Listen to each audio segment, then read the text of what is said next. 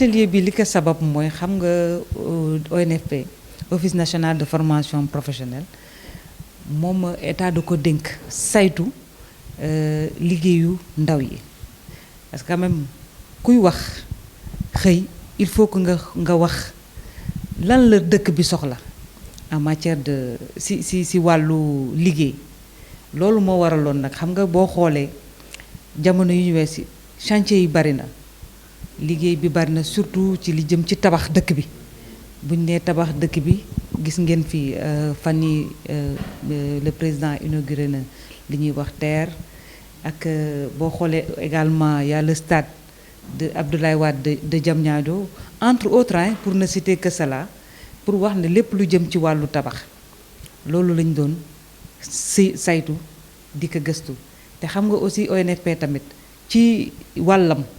ci wàllu xëyu ndaw yi dafa am solo li tax mu am solo c'est que moom liggéey bu amee aussi xam nga boo xoolee secteur informel bi c'est-à-dire ñi nga xam ne dañuy jàng noonu rek ci table dañoo bari ci secteur du bâtiment BTP bi mooy lépp lu war jëm ci tabax te ñu ci bari dañ koy jàng nii rek jaaruñu ci école jaaruñu fenn looloo taxoon nag ONFP bi ko SEREC ñu nekk partenaires yi nga xam ne à peu près la même chose même chose la ñuy def ci France ñu seet si woon ONFP nekk nag doon bëggoon ñu càmbar lépp lu jëm ci liggéeyu ndaw yi yu jëm ci wàllu tabax dëgg te bu ñu nee tabax lépp métier yëpp a ngi ci biir lépp li ñuy def ñii ñëw ñëpp pour tabax lépp lu ñuy tabax mën a jaar yoon ñoom ñi ngi ci biir gis ngeen chantier yi bari na loolu moo tax quand même il faut que ñu yokk xam-xamu ndaw yi lu ñuy wax renforcer les capacités des jeunes travailleurs au Sénégal looloo waraloon vraiment sababu atelier bi vraiment loolu ONFP defoon na ci càmbar bu yaatu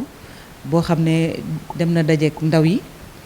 daje nag également ak ñi nga xam ne ñooy liggéeyloo ndaw yi pour vraiment mën a xool naka la ñuy joyantiwaatee jubbantiwaatee lépp lu jëm ci wàllu tabax. xamante ni ONFP daf ko seqoon nag benn partenaire bu ñuy wax SEREC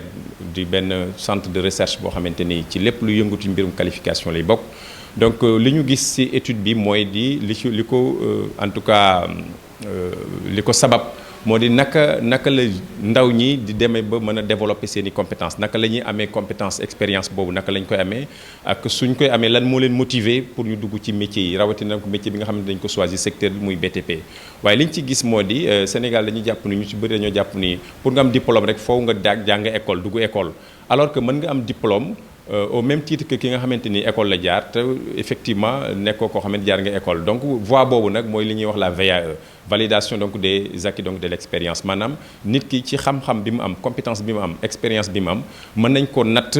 bu méngoog diplôme bi nga xamante ni wax dëgg yàlla ki jaar ci école noonu lay am su ko defee ñu jox ko lijaasa boobu su ko defee lijaasa boobu moo koy jëmmal ni wax dëgg yàlla moom mën na liggéey boobu am na expérience boobu donc loolu dafa nekk lu am solo la te sunu réew dañ ko war a gën a taxawal donc ministère donc de la formation professionnelle ñoo ngi ciy taxaw nag di def ay jéego waaye ba léegi donc loolu nii xañ na dara génnagut amaguñ loo xamante ni jëmal na ko waaye ñoo ngi liggéey donc ma ñaaxaar rek ñu gën a gaawaan liggéey boobu parce que ndaw yi nga xamante ni dañ ko soxla dañoo bëri loolu parce que bu ñu seetloo tamit bëri nañ mais malheureusement bokk na ci frein yi mooy ki xamuñu sax VAE am na maanaam ñu ci bëri xamuñu ni tey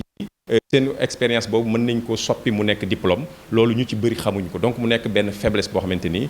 war nañ ci communiquer ba jeunes yi xam ko ñu war a gaawal bu baax a baax càmbar mbir yi ba nga xamante ni arrêté bi ministère bi war a jël ci lu mel war na mën a génn ba ñu def dispositif te mais nag li may yokk mooy tamit dispositif rek doyut maanaam créer arrêté def rek doyut mais il faut mu am ay moyens mooy sànq amul donc dina jafe pour ñu mën a tàggat ndaw ñi jox leen ñi nga xamante ni mooy seen i diplôme lu méngoog seen i expérience donc il faut mu am ay moyens techniques ay moyens financiers yoo xamante ni dañ koy mettre en place pour que VAE bi ñu mën koy développer ni ñuy développer formation yi ci école de formation yi ak yu ni mel donc loolu daal la amoon loo xamante ni bëgg naa ko. L'ONFP on a vraiment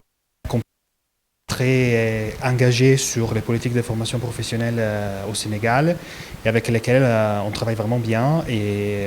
on peut réaliser effectivement des études comparatives à niveau international, que c'était un peu l'objectif initial de cette recherche.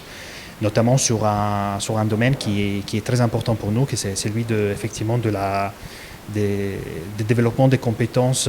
des jeunes qui sont les moins qualifiés et de leur valorisation et de la valorisation de cette compétence acquise souvent des personnes informelles. Donc sur une thématique comme ça, c'était très travailler aussi avec un pays comme le Sénégal pour avoir leur expérience et aussi leur expertise.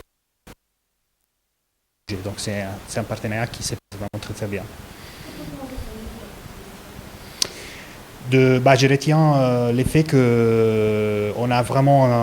un débat, un dialogue avec l'ONFP très constructif, une coopération qui se passe très très bien. Malgré la période du Covid, on est arrivé vraiment à produire beaucoup de choses et à construire beaucoup de choses ensemble dans les dernières années et demie, 2 ans. Et donc c'est un partenariat que j'espère puisse même aller au-delà de ce projet pour l'avenir.